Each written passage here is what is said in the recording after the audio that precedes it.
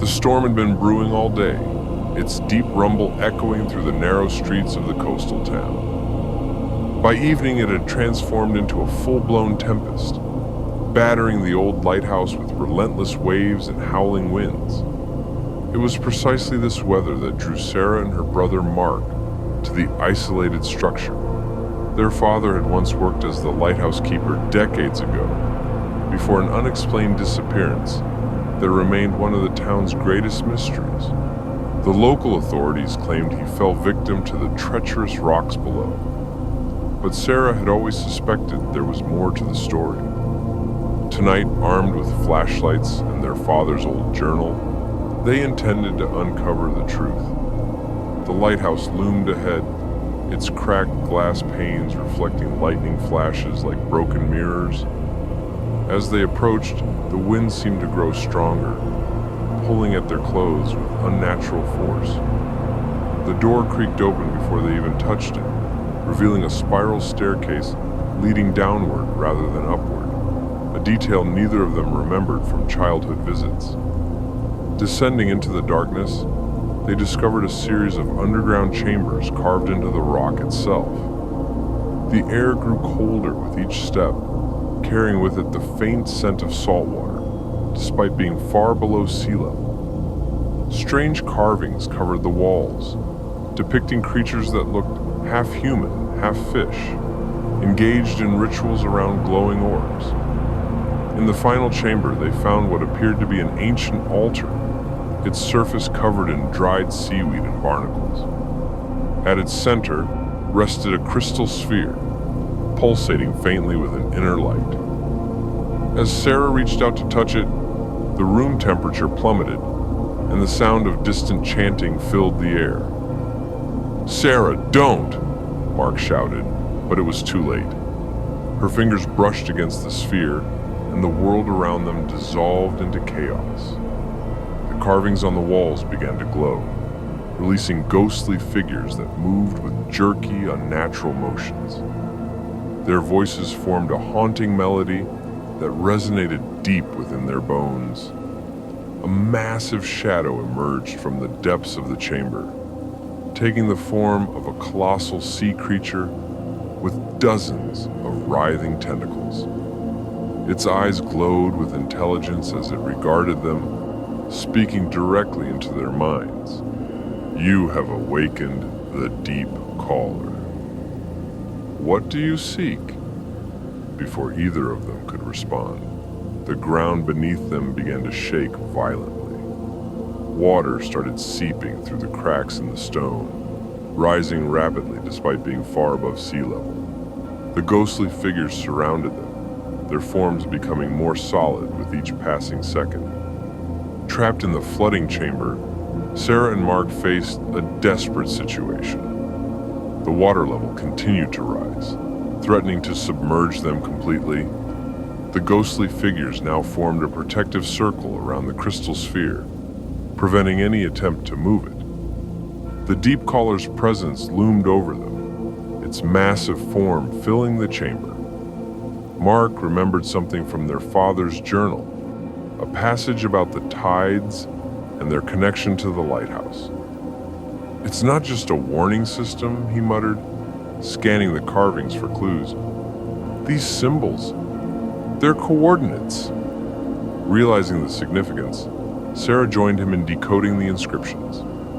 Each carving represented a specific point along the coast, forming a pattern when connected. The final symbol pointed directly to the lighthouse's foundation. "We need to activate the mechanism," she exclaimed, pointing to a hidden panel near the altar. Working together, they managed to pry open the concealed compartment, revealing a series of levers and gears. Pulling the main lever caused the floor to shift, opening a channel that drained the rising water into the ocean below. However, this action also activated the deep caller's true form. The creature revealed itself fully, its body extending through the ceiling and walls as if the physical space meant nothing to it. Its voice boomed through their minds. "You have proven yourselves worthy. The knowledge you seek comes at a price."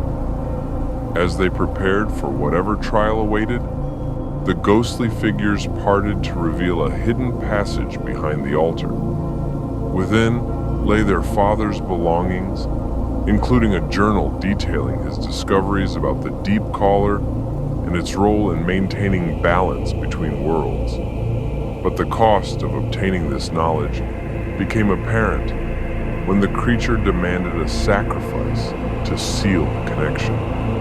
With no other options, Mark volunteered himself, knowing the information could help others understand and coexist with the ancient entity. As he stepped forward, the deep caller enveloped him in a cocoon of light, promising his essence would forever guard the secrets of the lighthouse. Left alone with her father's legacy, Sarah made a solemn vow to protect both worlds from those who would misuse the knowledge. The lighthouse resumed its normal function, though occasional visitors reported seeing strange lights dancing around its base during storms. Returning to the surface, Sarah found the townspeople gathered outside, claiming they had seen visions during the storm. Some spoke of underwater cities, while others described meetings with beings from another realm. Despite their warnings, she knew the real danger lay in ignorance.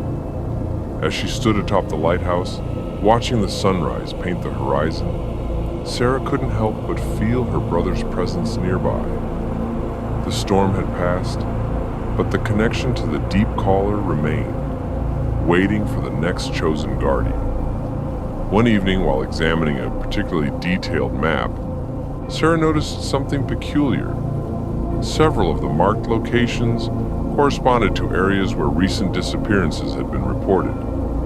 The descriptions matched those from centuries past. Victims found floating offshore, their bodies bearing strange markings, identical to the carvings in the lighthouse. Inside, she discovered evidence of recent occupation. Fresh footprints in the dust, overturned furniture, and signs of struggle. The walls bore additional carvings, some matching those from her lighthouse, others entirely new. One particular sequence caught her attention, depicting a ritual involving multiple crystals like the one she had encountered.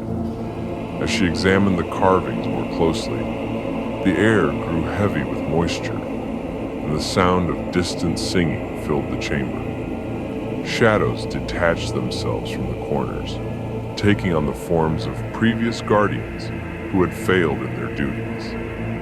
Their hollow eyes glowed with accusation as they advanced toward her.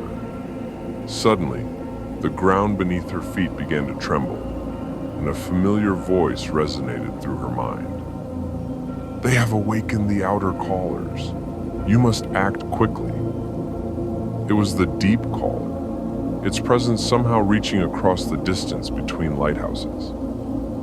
Following the entity's guidance, Sarah located a hidden chamber containing 3 additional crystal spheres, each pulsating with a different color of light. The carvings explained their purpose, amplifiers capable of strengthening the barrier between worlds, but requiring a tremendous amount of energy to activate. Summoning every ounce of courage, she placed her hands on the central sphere, channeling her connection to the deep caller. The other 2 responded immediately, creating a triangular formation of light that extended far beyond the lighthouse's walls. The singing grew louder, transforming into a cacophony of voices as unseen forces fought against the strengthening barrier. When the ritual finally subsided, Sarah found herself lying on the cold stone floor, exhausted but triumphant. The carvings had changed, now showing a complete map of all the anchor points along the coast. She realized then that her journey was only beginning. Each lighthouse held a piece of the puzzle, and each guardian played a crucial role in maintaining the fragile balance between worlds. Returning home, she prepared for what lay ahead, knowing that many more challenges awaited. The deep caller's words echoed in her mind. The waters remember, they will test you, as they have tested all who came before. But know this, you are not alone. And so, Sarah became the first in generations to walk the path of the Tide Keepers, protectors of the boundary between realms. Though the road ahead promised danger and sacrifice, she faced it with resolve, guided by the wisdom of those who had gone before and the ancient entity that watched over them. As the sun set over the ocean, casting golden light across the waves, Sarah felt a comforting presence beside her. Not just her brother's spirit, but the combined strength of all who had ever guarded the tides. Together they would face whatever horrors lurked beneath the surface, ensuring the safety of both worlds.